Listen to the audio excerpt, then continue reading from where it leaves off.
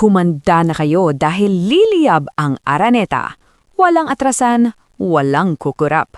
Ngayong Huwebes, magbabanggaan ang apat na pinakamalalakas na koponan sa bansa para sa dalawang pinag-aagawang silya sa semifinals. Hindi lang ito ordinaryong laro. Ito ang All-Filipino Conference Qualifying Round kung saan ang bawat puntos, bawat dig at bawat spike may katumbas na buhay o kamatayan sa standings. Inaasahang hihigitan nito ang tindi ng mga nakaraang bakbakan. Bakit nga ba? Dahil dito natin malalaman kung sino ang may K na dumiretsa sa Final Four at sino ang kailangang dumaan sa butas ng karayom. Ako si Joust Volley para sa araw na ito at hihimayin natin ang mga laro na siguradong magpapatayo sa inyo sa inyong mga upuan. Tara, simulan na natin. 4:00 ng hapon, sasalang ang number 1 seed na PLDT high-speed hitters laban sa mapanganib na Farm Fresh Foxies. Sa papel, PLDT ang bentahe. Sila ang pinaka-stable at disiplinadong team sa tournament. Isipin nyo, nariyan sina Savvy Davison, Kiana D, at ang Twin Towers na sina Mika Reyes at Majoy Baron na pinapatakbo ng veteranong kamay ni Kim Fajardo. Pero teka muna, huwag nating mamaliitin ang Farm Fresh. Noong huli silang nagkita, dinala ng Foxies ang PLDT sa 5-set thriller. Hindi na lang silang feel-good story ngayon, sila ay isang lehitimong threat. Sa tingin ko, ang susi rito ay ang chemistry ng Farm Fresh. Sa ilalim ni Coach Koji Tsuzurabara, naging dikit ang samahan ni na Ces Molina, Maylene Paat, at ang pambato nilang si Trisha Tubo. Ang philosophy ni Coach Koji, tignan ang mata ng kasama. Doon nabubuo ang tiwala. Kung hindi magiging maingat ang PLDT sa kanilang floor defense, posibleng makasilip ng upset ang Foxies. Pero kung gagana ang sistema ni na Coach Raul Ricafort, mahihirapan ng Farm Fresh na tapatan ang lalim ng bench ng high-speed hitters. At sa main event ng gabi, 6:30 p.m., ang rivalry na laging nagpapakulo ng dugo ng mga fans, Creamline Cool Smashers versus Signal Super Spikers. Ito ay isang rematch na may halong unfinished business matapos ang kanilang huling 5 set na bakbakan. Ang 10-time champions na Creamline hindi pa rin matitinag. Pero may malaking question mark sa lineup nila. Sina Bernadette Pons at Gemma Galanza na nanatiling game-time decision. Kung hindi sila 100% fit, malaking hamon ito sa kanilang rotation. Ngunit, huwag kayong mag-alala dahil ang phenom na si Eliza Valdez ay rumisbak noong huling laro sa pamamagitan ng isang sensational triple-double performance. Sabi nga ni Valdez, hindi ito tungkol sa pagpapatunay sa ibang tao, kundi paalala sa sarili at sa team na kaya pa nila. Sa kabilang banda, ang Signal ay gutom na gutom. Bit-bit ni Vanny Gandler at Erica Santos ang bagong kumpiyansa. Alam ng Super Spikers na kaya nilang sabayan ang Creamline.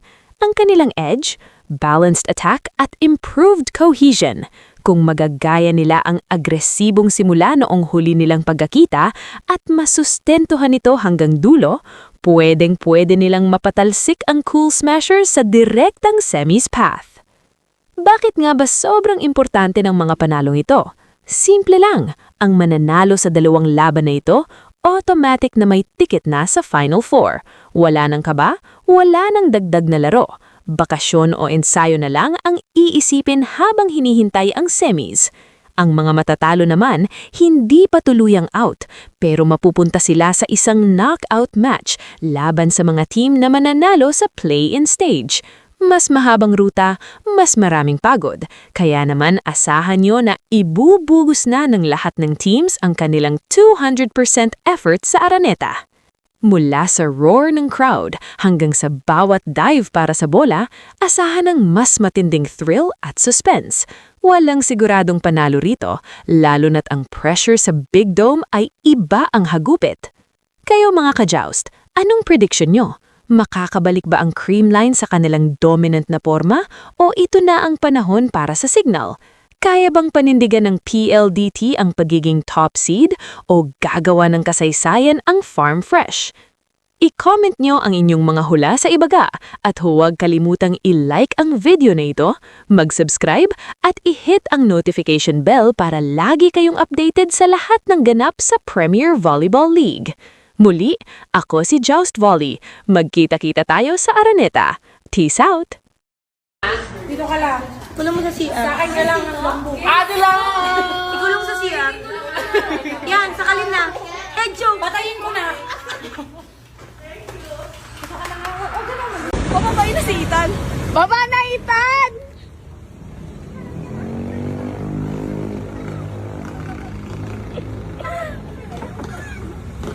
Parang may kumakatok. May naiwan ba? May naiwan? Parang may kumakatok dyan. Parang may kumakatok. Wait lang, may kumakatok. Aso lang yan, aso! Ay, aso? Aso! Ah, dyan lang yun. Ba't nagkain ka naman dyan ah? May flashlight yung dog. Ay! Ibang dog to! Ba't may flashlight yung dog? Ala na, wala na yung susi. Eh, nasopokit. Let's eat. Nasopokit? Pawis ka. Oy! Mali ka na naman. Ano yung pawis na pawis? Nasopokit? It's English. I'm wet. Mapasipag naman!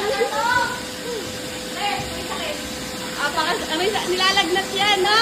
May sakit niya, may sakit. Grabe talaga siya. Woo! Nagkakanda. Ang cute! Ang cute! Nanay mo! Anong ginagawa ng nanay mo? Magbunting na rin na, be.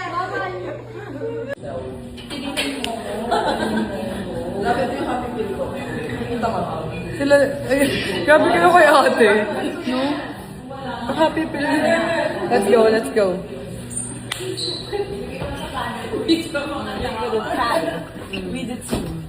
Picture. My God.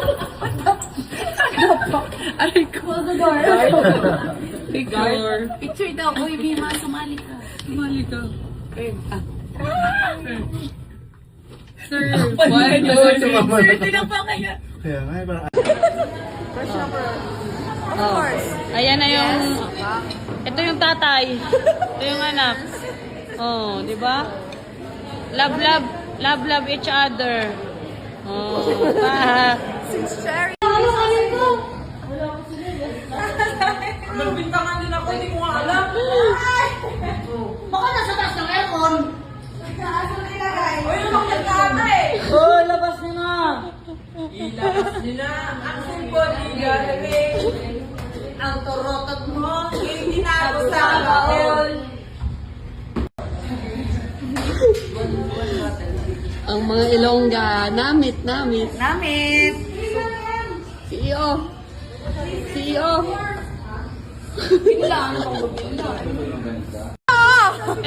Ito na, oo. Sabihan niyo sila, i-follow ako, please. Follow niyo si Ate Buding. Pare ko, yan ang masasabi mo. Follow niyo po siya para may pambayad na siya sa akin. Oo. Hindi kasi tayo nag-aabot, pare ko, eh. Ha? Hala! Wow!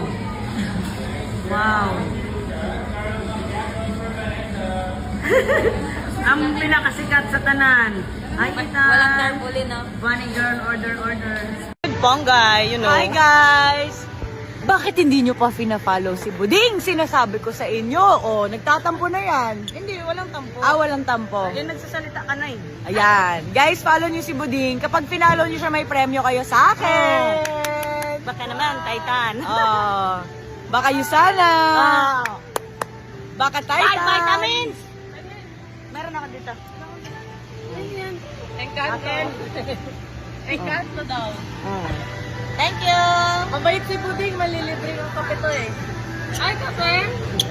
Makabait naman. Tapos i-flood nyo na lang yung comments niya kung anong gusto nyo yung premyo. Thank you, Pongs! Bye guys! I-follow nyo na si Buding ha. Sinasabi ko sa inyo ha. Tapos paulit-ulit nyo panoorin yung mga video niya. Kasi nakakatawa naman siya. Wow! Lumalaki ng ulo ko. Pag mo kung ano yan? I-reveal ko to kapag nasa farm ka na.